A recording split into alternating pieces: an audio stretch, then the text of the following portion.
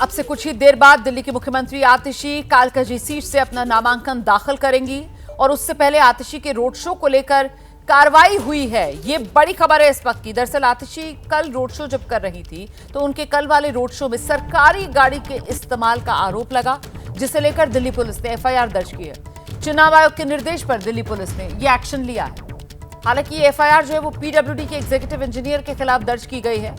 PWD की गाड़ी आतिशी के रोड शो में क्या कर रही थी, यही वो सवाल जिसको लेकर कटघरे में इस वक्त पीडब्ल्यूडी के एग्जीक्यूटिव इंजीनियर एफआईआर दर्ज कर ली गई है। सरकारी गाड़ी का चुनावी कार्यक्रम में क्या काम, इसी को लेकर शिकायत चुनाव आयोग में की गई थी और चुनाव आयोग के निर्देश के बाद ही यह एक्शन लिया गया है। पीडब्ल्यूडी के एग्जीक्यूटिव इंजीनियर के खिलाफ एफआईआर दर्ज की गई है। और देखिए, सीएम आतिशी की सरकारी गाड़ी के इस्तेमाल के मामले में एफआईआर दर्ज होने पर अरविंद केजरीवाल ने सवाल उठा दिए हैं। अरविंद केजरीवाल ने सोशल मीडिया पर पोस्ट किया है, लिखा इनके नेता खुलेआम पैसा बांटते हैं, साड़ी बांटते हैं, कंबल बांटते हैं, सोने की चेन बांटते हैं, फर्जी वोट बनवाते हैं, फिर भी एक भी एफआईआर दर्ज नहीं होती है।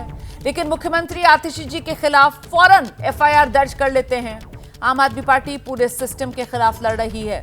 बीजेपी और कांग्रेस दोनों उसी सड़े गले सिस्टम का हिस्सा हैं। अरविंद केजरीवाल ने एक तीर से दो निशाने साधे हैं। अरविंद केजरीवाल ने बीजेपी और कांग्रेस दोनों पर निशाना साधा है। अरविंद केजरीवाल ने सिस्टम को सड़ा गला कह दिया है, इस आधार पर कि बीजेपी के उम्मीदवार जो हैं वो एक के बाद एक गलत काम कर रहे हैं। साड़ी बांटने का काम कर रहे हैं, पैसे बांटने का काम कर रहे हैं, सोने की चेन बांटने का काम कर रहे हैं, लेकिन उनके खिलाफ तो कोई एफआईआर दर्ज नहीं होती है। वहीं आतिशी के रोड शो में एक सरकारी गाड़ी और आतिशी के खिलाफ एफआईआर दर्ज कर ली जाती है। ये अरविंद केजरीवाल की तरफ से कहा गया है और ऐसे में निशाने पर अरविंद केजरीवाल के बीजेपी और कांग्रेस दोनों। हम सीधे आपको लेकर चलेंगे, सीधे सुनते हैं क्या कह रहे हैं आम आदमी पार्टी के सांसद संजय सिंह। आप लोगों के माध्यम से चुनाव आयोग से अनुरोध करना चाहता हूं, इन दोनों अधिकारियों को सस्पेंड कीजिए। यहाँ के डीएम, यहाँ के एसएचओ, इन सबको सस्पेंड कीजिए। खुलेआम मॉडल कोड ऑफ कंडक्ट की धज्जियां उड़ाई जा रही हैं। और आतिशी को लेके जो आपने बात कही है, आने दीजिए सच्चाई सामने क्या है,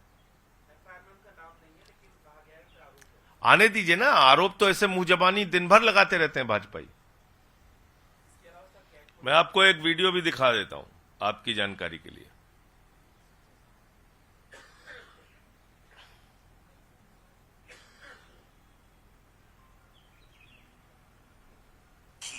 नई दिल्ली में प्रवेश वर्मा के लोग बेडशीट बांटने गए तो वहां के लोगों ने उसे उसकी औकात कैसे दिखाई।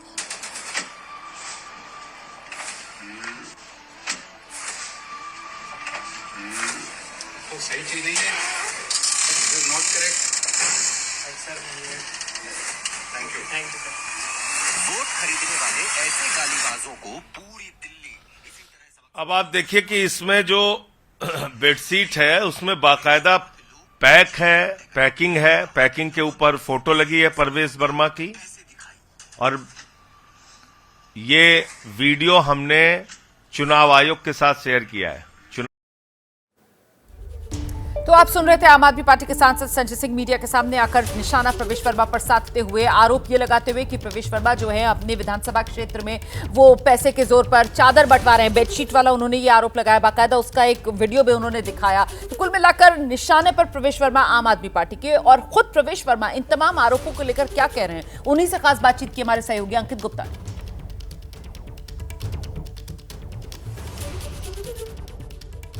इस वक्त मेरे साथ मौजूद हैं नई दिल्ली से बीजेपी के उम्मीदवार प्रवेश वर्मा। प्रवेश जी, चुनाव आयोग कह रहा है कि हम तो वेरिफिकेशन कर रहे हैं, तो उस पर भी सवाल उठा रहे हैं आप? देखिए, अरविंद केजरीवाल ने इलेक्शन कमीशन में शिकायत करी कि नई दिल्ली विधानसभा के मंदिरों में सारे वोटर्स का वेरिफिकेशन कराएं।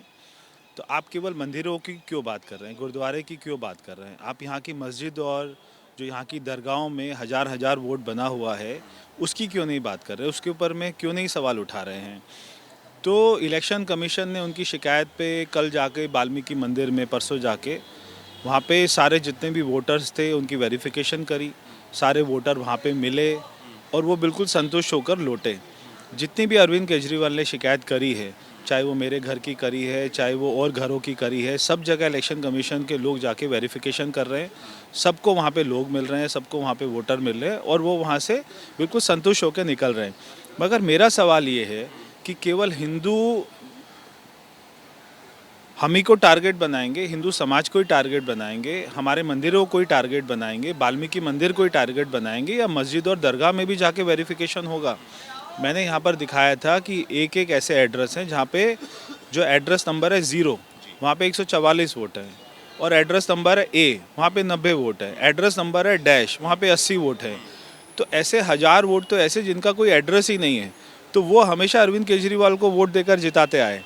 उनकी अरविंद केजरीवाल ने शिकायत नहीं करी। कल मैंने भी इलेक्शन कमीशन को पत्र लिखा है, उसके बाद में हमारी जो है हमारे प्रदेश अध्यक्ष से बात हुई है, वो जा रहे हैं इलेक्शन कमीशन के पास में, उन्होंने समय मांगा है। मैंने कहा कि एज ए कैंडिडेट मैं नहीं जा सकता, तो आप जाइए, आप उनसे बात करिए कि केवल मंदिरों को ही क्यों टारगेट कर रहे हैं।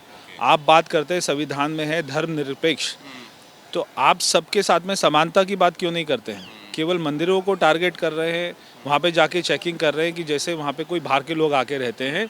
और यहाँ के मस्जिदों को भी देखिए, एक एक मस्जिद में 300 वोट बना हुआ है। कह रहे हैं कि ऐसा जो है चुनाव आयोग के अधिकारी जो जा रहे हैं वो सिर्फ मंदिर तक जा रहे हैं, मंदिर और जो मस्जिद और उसमें बाकी जगहों दरगाह पे नहीं जा रहे हैं, आप ये कह रहे हैं? मैं यही कह रहा हूँ, क्योंकि अरविंद केजरीवाल ने केवल यहाँ के मंदिरों की शिकायत करी है, मंदिरों और गुरुद्वारों की लिखित शिकायत करी है कि सारे मंदिरों में जाकर देख कर आइए, वहाँ पे बहुत ही फर्जी वोटिंग है। उन्होंने मस्जिद और दरगाह की बात नहीं करी है। तो लेकिन चुनाव आयोग तो जो भी नया वोट जुड़ता है या घटता है, चुनाव आयोग तो सबका वेरिफिकेशन करता ही है ना, फिर चाहे वो मंदिर हो, मस्जिद हो, दरगाह हो। यही मैं कह रहा हूँ, ऑलरेडी इलेक्शन कमीशन तो वेरिफिकेशन कर चुका था, तभी वोट ऐड हुआ। अरविंद केजरीवाल गए, सारे मंदिरों की दोबारा जांच की जाए। दोबारा से 2 बार 3 बार 4 बार इलेक्शन कमीशन जाके वेरिफिकेशन कर रहा है मंदिरों में, यहाँ के मस्जिद और दरगाह में नहीं कर रहा। तो मैंने ये कहा है कि पूरे दिल्ली में, केवल नई दिल्ली विधानसभा नहीं, पूरे दिल्ली के मस्जिद दरगाह में, एक एक मस्जिद दरगाह में 400 वोट बना हुआ है, 500, तो वहाँ पे इतने कमरे नहीं है जितने वोट बना हुआ है। उनकी भी तो चेकिंग करिए, खाली मंदिरों की चेकिंग क्यों कर रहे हैं? दोबारा जो आप जांच हो रही है, आप उसके ऊपर सवाल उठा रहे हैं, आप कह रहे हैं कि दोबारा वेरिफिकेशन किया जा रहा है अरविंद केजरीवाल के। 3 बार वेरिफिकेशन हुआ है वाल्मीकि मंदिर का। वाल्मीकि मंदिर में 3 बार इलेक्शन कमीशन के लोग आम आदमी पार्टी के BLS को लेकर गए हैं। आम आदमी पार्टी के लोगों ने वहाँ पे वीडियो बनाया है, एक एक आदमी का नाम पूछा है। जब सारे व्यक्ति मिले हैं तो वो वहाँ की मुँह की खा के आए हैं। मगर हम ये कह रहे हैं कि खाली मंदिरों का क्यों कर रहे हैं, मस्जिद और दरगाह का भी तो करिए। दिल्ली की मुख्यमंत्री आतिशी, उन पर तो FIR दर्ज हो गई है, और दिल्ली में बड़े नेता हैं अरविंद केजरीवाल के खिलाफ, ये चुनाव मैदान में उम्मीदवार हैं प्रवेश वर्मा। चुनाव आयोग पर ये बड़ा आरोप लगा रहे हैं। चुनाव आयोग पर प्रवेश वर्मा का बड़ा आरोप यह है कि केजरीवाल के इशारों पर चुनाव आयोग काम कर रहा है। वोटर वेरिफिकेशन को लेकर प्रवेश वर्मा ने सवाल उठा दिए कि सिर्फ वाल्मीकि मंदिर में जाकर ही वोटर्स का वेरिफिकेशन क्यों कर रहा है चुनाव आयोग, मस्जिदों और दरगाहों में वेरिफिकेशन क्यों नहीं कर रहा है चुनाव आयोग। चुनाव आयोग सभी धार्मिक स्थलों पर जाकर वेरिफिकेशन करे। तो हिंदुओं को बांटने के लिए अरविंद केजरीवाल के इशारों पर चुनाव आयोग काम कर रहा है, ये आरोप लगा रहे हैं प्रवेश वर्मा। नई दिल्ली विधानसभा में हमारे वाल्मीकि मंदिर में चुनाव आयोग द्वारा वोटर्स का वेरिफिकेशन किया जा रहा है, मस्जिदों और दरगाहों में नहीं किया जा रहा है। हम सीधे आपको लेकर चलेंगे, हमारे साथ हमारे सहयोगी अंकित गुप्ता इस वक्त मौजूद हैं। अंकित, आपने जो बातचीत की है प्रवेश वर्मा से, वो बार बार ये कह रहे हैं कि साहब चुनाव आयोग की टीम जो है वेरिफिकेशन के लिए वाल्मीकि मंदिर जा रही है, मस्जिदों और दरगाहों में नहीं जा रही है। तो जाहिर सी बात है, जहां की शिकायत होगी वहीं जाएगी। अगर बीजेपी को ऐसा लगता है कि मस्जिदों और दरगाहों में भी गलत तरीके से वोट बने हुए हैं, तो अब तक उसकी शिकायत क्यों नहीं की चुनाव आयोग से?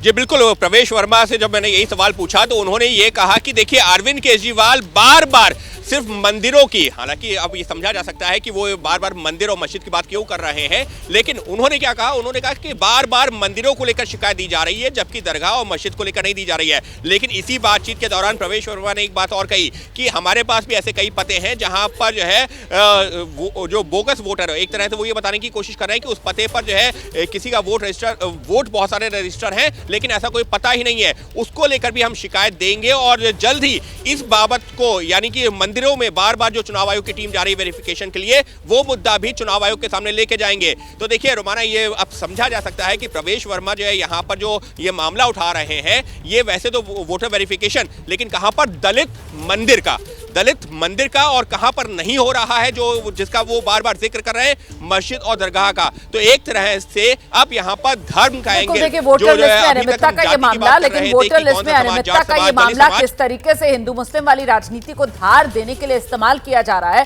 क्या उसकी बानगी के तौर पर इस पूरे बयान को देखा समझा जाए, ये हम दर्शकों पर छोड़ते हैं। और इस बीच देखिए, अब से कुछ ही देर बाद आप जानती हैं दिल्ली की मुख्यमंत्री आतिशी कालकाजी सीट से अपना नामांकन दाखिल करने जा रही हैं और उससे पहले ही आतिशी के रोड शो को लेकर बड़ा एक्शन हुआ है। आतिशी के कल वाले रोड शो में सरकारी गाड़ी के इस्तेमाल को लेकर आरोप लगा, जिस पर दिल्ली पुलिस ने एफआईआर दर्ज कर ली है। चुनाव आयोग के निर्देश पर दिल्ली पुलिस ने यह एक्शन लिया है। मैं सीधे आपको लेकर चलूंगी, हमारे साथ हमारे सहयोगी वरुण जैन इस वक्त मौजूद हैं और जरा वरुण से ही जानते हैं। वरुण, ये एफआईआर जो दर्ज हुई है, पीडब्ल्यूडी के एग्जीक्यूटिव इंजीनियर के खिलाफ ये एफआईआर दर्ज की गई है क्या? इस पर मैं क्लैरिटी इसलिए चाह रही हूं क्योंकि अरविंद केजरीवाल की तरफ से जो सोशल मीडिया पर पोस्ट किया गया उसमें उन्होंने लिखा कि आतिशी पर एफआईआर दर्ज कर ली है।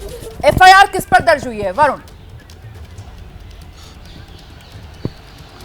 देखिए बिल्कुल रुमाना, यहाँ पर मैं एक बात क्लियर कर दूं कि जब आचार संहिता लग गई उसके बाद किसी भी तरह का जो इलेक्शन कैंपेन या जो इलेक्शन से जुड़ी हुई जो गतिविधियां है वो कोई भी कैंडिडेट नहीं कर सकता है। तो ऐसे में ये जो पूरा मामला है कल रोड शो का नहीं है। अगर आप देखेंगे, आतिशी ने अपने विधानसभा के अंदर अपना जो चुनावी कार्यालय है उसको खोला था। उस दौरान ये बात सामने आई थी कि जो पीडब्ल्यूडी के जो टेम्पो जो ट्रक है उसके अंदर सामान भर भर कर जो चुनाव का जो उनका कार्यालय है जिसका उद्घाटन किया था वहां पर सामान पहुंचा था। इसका वीडियो भी सामने आया था जिसको लेकर शिकायत जो थी वो इलेक्शन कमीशन तक पहुंची और उसके बाद इलेक्शन कमीशन की तरफ से दिल्ली पुलिस को ये लेटर लिखा गया और इसमें एफआईआर दर्ज करने के लिए कहा गया, क्योंकि पीडब्ल्यूडी का टेम्पो था तो इसलिए जो पीडब्ल्यूडी के एग्जीक्यूटिव इंजीनियर है उनके खिलाफ जो ये एफआईआर है वो दर्ज की गई है। जी, ये बड़ी जानकारी दे रहे हैं हमारे सहयोगी। और अब जरा जल्दी से बलराम पांडे का रुख करते हैं और जानते हैं बलराम से, कब निकलेंगी आतिशी आज नामांकन दाखिल करने के लिए? बलराम, क्या अपडेट है?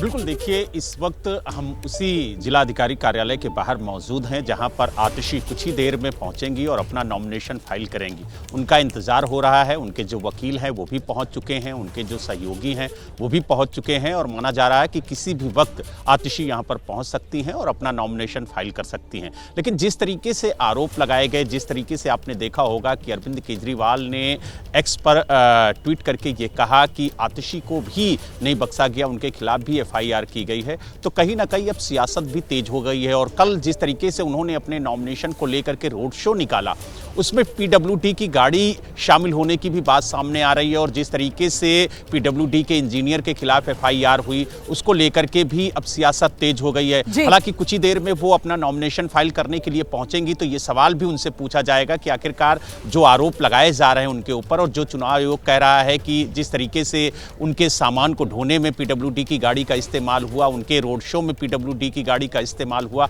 तो उस पर उनका क्या कहना है? दिल्ली विधानसभा चुनाव से जुड़ी इस वक्त की बड़ी खबर मैं आपको बता देती हूं। दिल्ली की मुख्यमंत्री आतिशी ने अपना पर्चा दाखिल कर दिया है। बड़ी खबर है इस वक्त की, कालकाजी से एक बार फिर उम्मीदवार आतिशी। 2020 में आतिशी ने इस सीट से जीत दर्ज की थी। एक बार फिर आम आदमी पार्टी की तरफ से इसी सीट से आतिशी को चुनाव मैदान में उतारा गया है और ये तस्वीरें आपके सामने हैं। पर्चा दाखिल कर दिया है आतिशी ने। हम सीधे आपको लेकर चलेंगे, हमारे साथ हमारे सहयोगी बलराम पांडे इस वक्त मौजूद हैं। बलराम, वैसे तो कल दाखिल करना था पर्चा, लेकिन कल रोड शो के चलते देरी हो गई और फिर आतिशी को आम आदमी पार्टी के प्रतिनिधिमंडल के साथ चुनाव आयोग के दफ्तर भी जाना था। इसी वजह से आज पर्चा दाखिल करने पर बात आई। आतिशी ने पर्चा दाखिल कर दिया है। इस बार की चुनावी लड़ाई जिसमें आतिशी घिरी हुई है, साफ तौर पर आम आदमी पार्टी के सामने कांग्रेस और बीजेपी ने जो उम्मीदवार उतारे हैं, त्रिकोणीय हो चुकी है लड़ाई।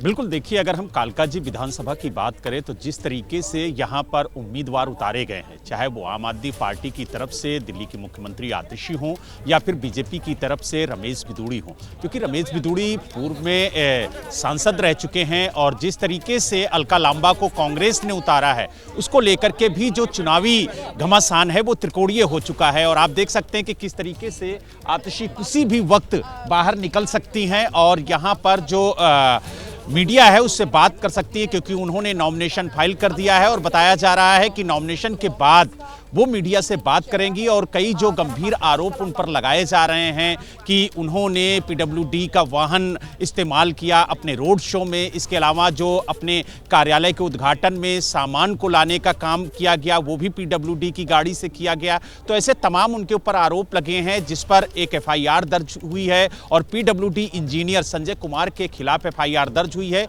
लेकिन जो हमारे सूत्र बता रहे हैं उसके मुताबिक जब इंजीनियर से बात की गई कि आखिरकार ये पीडब्ल्यूडी का वाहन वहां पर क्यों पहुंचा, तो उन्होंने आतिशी का नाम लिया है। हालांकि अब पूरे मामले की जांच की जा रही है और जांच के आधार पर ही आगे की कार्रवाई की जाएगी। लेकिन जिस तरीके से मॉडल कोड ऑफ कंडक्ट का उल्लंघन करने की बात सामने आ रही है उसको लेकर के अब दिल्ली पुलिस जांच कर रही है। ये जो एफआईआर है वो गोविंदपुरी थाने में दर्ज हुई है और जिस तरीके से आतिशी ने आज अपना नॉमिनेशन फाइल किया है उसको लेकर के अब जो चुनाव प्रचार है वो भी ज़्यादा तेज होगा उनका। और जिस तरीके से कालका जी में उन्होंने पिछली बार शानदार जीत दर्ज की थी, इस बार उनके सामने चुनौतियां बहुत है क्योंकि रमेश बिदुड़ी बीजेपी। तो महाकुंभ में चारों ओर आध्यात्मिकता का प्रकाश फैला हुआ नजर आ रहा है। सनातन के उद्घोष की गूंज सुनाई पड़ रही है और आस्था के इस महापर्व में मकर संक्रांति के मौके पर महाकुंभ में आज अमृत स्नान हो रहा है। तस्वीरें आपको दिखा देते हैं। अमृत स्नान के लिए एक एक अखाड़े जो हैं वो संगम घाट पर पहुंच रहे हैं। महाकुंभ के पहले अमृत स्नान में अखाड़ों का स्नान जारी है। सुबह से अखाड़ों के साधु संत संगम में डुबकी लगा रहे हैं। तस्वीरें आपके सामने हैं कि किस तरीके से सूरज नहीं निकला था तब तक और तभी से अखाड़ों का डुबकी लगाने का यह सिलसिला शुरू हो गया। सबसे पहले महानिर्वाणी और अटल अखाड़ा थे जिन्होंने जो अखाड़ा क्षेत्र है वहां से अपने शिविर से प्रस्थान किया था और फिर निरंजनी और आनंद अखाड़े के संतों ने भी संगम में डुबकी लगाई। इसके बाद बारी जूना अखाड़े, आवाहन अखाड़े और अग्नि अखाड़े के साधु संतों की आई। संगम में अमृत स्नान करने के लिए लगातार अखाड़े पहुंच रहे हैं। आम श्रद्धालु डुबकी लगा रहे हैं। आज कुंभ की दिव्य और भव्य तस्वीरें पूरी दुनिया देख रही है।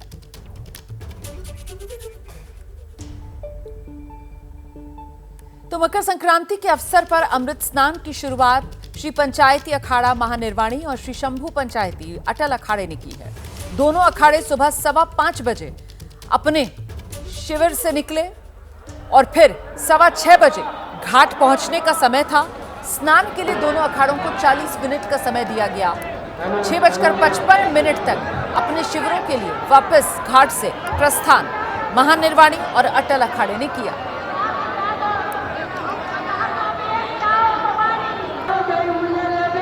तो त्रिवेणी संगम की धारा और यहाँ पर सनातन का ये जयकारा जहां तक नजर जा रही है वहां ये केसरिया पताका, ये धर्म ध्वजा लहराती हुई नजर आ रही है।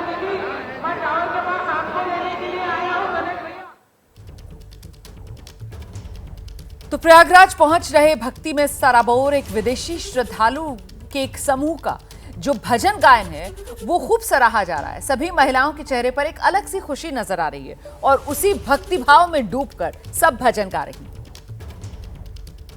नंदिनी नंदिता मेदिनी विश्व विनोदिनी नंदनुते गिरिवर विंध्य शिरोदिनी वासिनी विष्णु विलासिनी जिष्णुनुते भगवती हेशिति कांत कुटुंबिनी भूरि कृते जय जय हे महिषासुर मर्दिनी रम्यकपर्दिनी शैलसुते ऐश्वर्यवर्षिणि दुर्धरदर्शिनि दुर्मुखमर्षिणि हर्षरते त्रिभुवन पोषिणि शंकरतोषिणि केल्विषमोषिणि घोषरचे धनुजनि रोषिणि दितिसुता रोषिणि दुर्मत शोषिणि सिन्धुसुते जय जय हे महिषासुर मर्दिनि रम्यकपर्दिनि शैलसुते जय जगदीश हरे स्वामी जय जगदीश हरे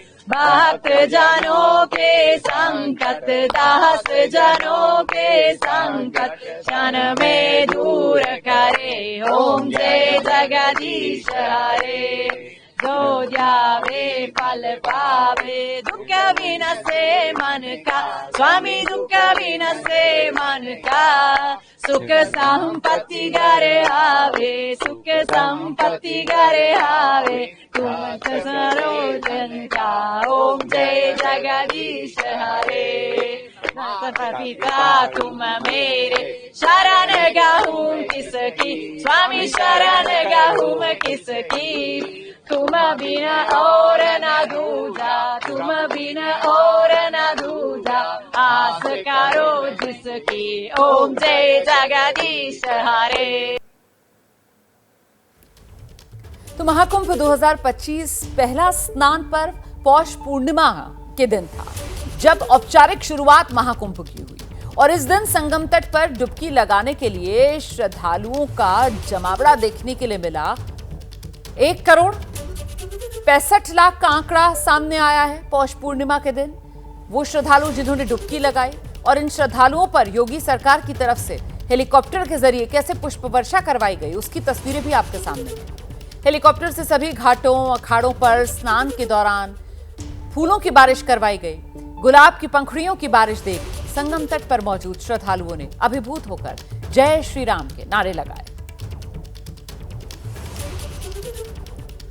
तो ये तस्वीरें आपके सामने हैं। देखिए किस तरीके से महाकुंभ में श्रद्धालुओं पर पुष्प वर्षा होती हुई आप देख रहे हैं। योगी सरकार उत्तर प्रदेश में सावन के महीने में जब कावड़ यात्रा चल रही होती है तो कावड़ियों पर भी इसी तरीके की पुष्प वर्षा करवाती है। और इस बार महाकुंभ जब तीर्थराज प्रयागराज में पहुंचा और वो भी ऐसे दुर्लभ संयोग के साथ कि 144 साल में ऐसा शुभ संयोग बना है, तो देखिए इस मौके पर जो श्रद्धालु संगम नगरी पहुंचे हैं डुबकी लगाने के लिए। पौष पूर्णिमा जब महाकुंभ की औपचारिक शुरुआत हुई, सब डुबकी लगा रहे थे, उस समय श्रद्धालुओं पर आकाश से ये पुष्प वर्षा हेलीकॉप्टर के जरिए गुलाब के फूलों की पंखुड़ियां बरसाई गई श्रद्धालुओं पर। तस्वीरें आपके सामने हैं।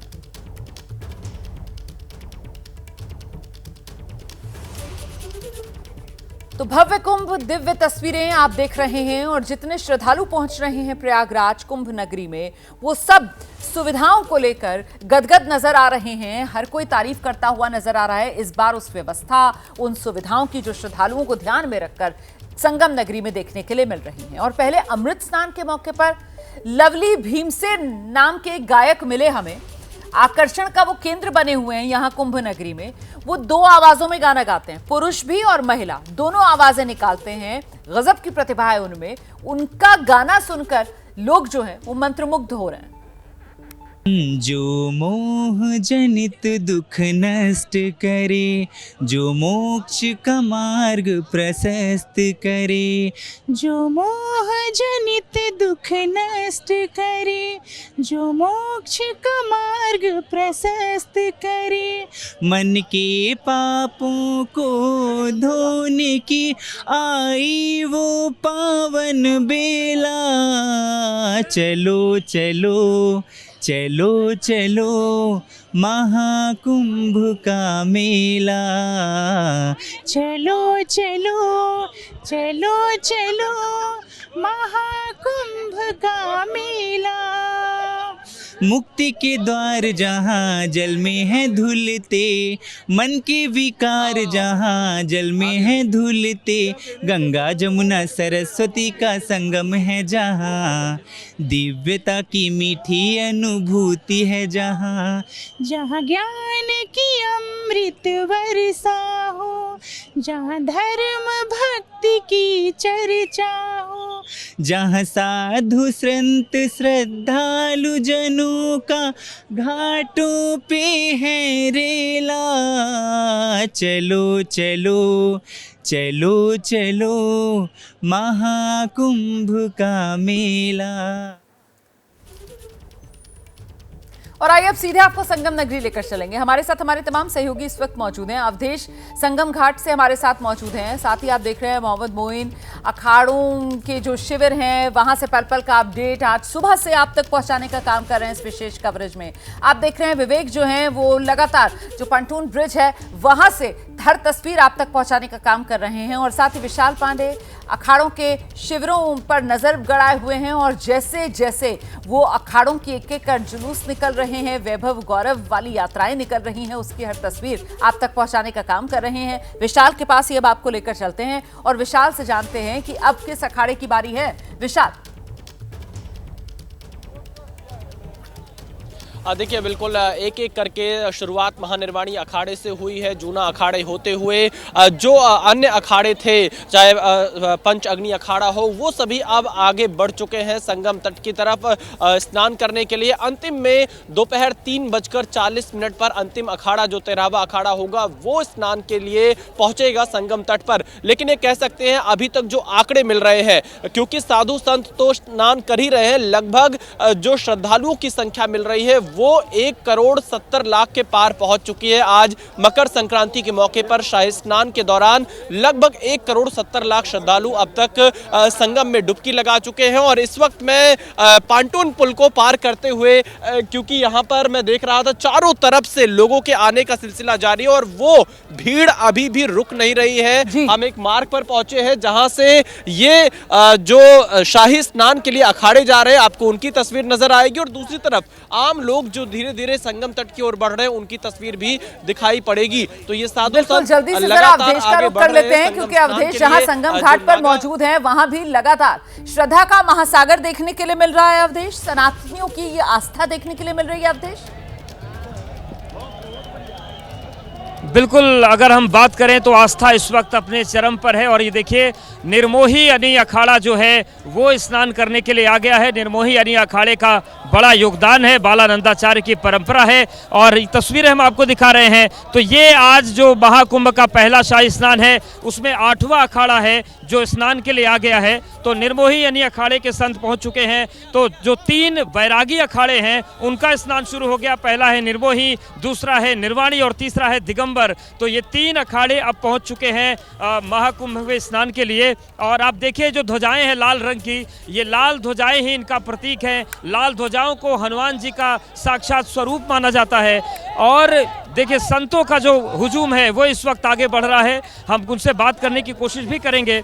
और ये देखिए ये जो रथ हैं इससे अब बैरागी समुदाय के जो संत हैं, जो बैरागी संत हैं, उनके आने का सिलसिला शुरू है। यानी कि सन्यासी नहा चुके हैं, बैरागी नहाएंगे। बिल्कुल, जल्दी से जरा विवेक का रुख कर लेते हैं और विवेक से जानते हैं किस तरीके से सनातनियों की आस्था का यह अनूठा संगम यहाँ संगम घाट पर देखने के लिए मिल रहा है संगम नगरी में आज। विवेक, देखिए आपको बताऊं, बड़ी संख्या में जो श्रद्धालु हैं उन जिनके अंदर आज की आस्था है, आज को लेकर के जो आज स्नान करना चाहते हैं। और आप देखिए ये तस्वीरें ये बताती हैं, ये हुजूम ये बताता है कि बड़ी संख्या में जो लोग हैं वो आज संगम में डुबकी लगाने जा रहे हैं। और कोई 5 किलोमीटर से पैदल चल के आ रहा है, कोई 10 किलोमीटर से पैदल चल के आ रहा है। अलग अलग जगहों से लोग आए हैं। जिस तरीके से प्रशासन ने उनको रोका उसके बाद लोग पैदल चल के, लेकिन सबके मन में सिर्फ एक ही भाव है कि उनको आज जो है संगम में स्नान करना है। आज जो कि आज मकर संक्रांति का पर्व है, शाही स्नान की शुरुआत आज से हो चुकी है। और 144 साल बाद जो स्नान करना है, क्योंकि इतना शुभ संयोग बन रहा है 144 साल बाद। और मान्यता तो यही है ना कि तमाम जो आपके पाप हैं उससे मुक्ति मिल जाती है, सब पाप मिट जाते हैं सिर्फ एक स्नान भर कर लेने से। हम सीधे आपको मोहम्मद मोइन के पास लेकर चलेंगे और जानते हैं मोहम्मद मोइन से किस तरीके से आस्था और विश्वास के रंग अपने आसपास बिखरे हुए आप देख रहे हैं। मोहम्मद मोइन,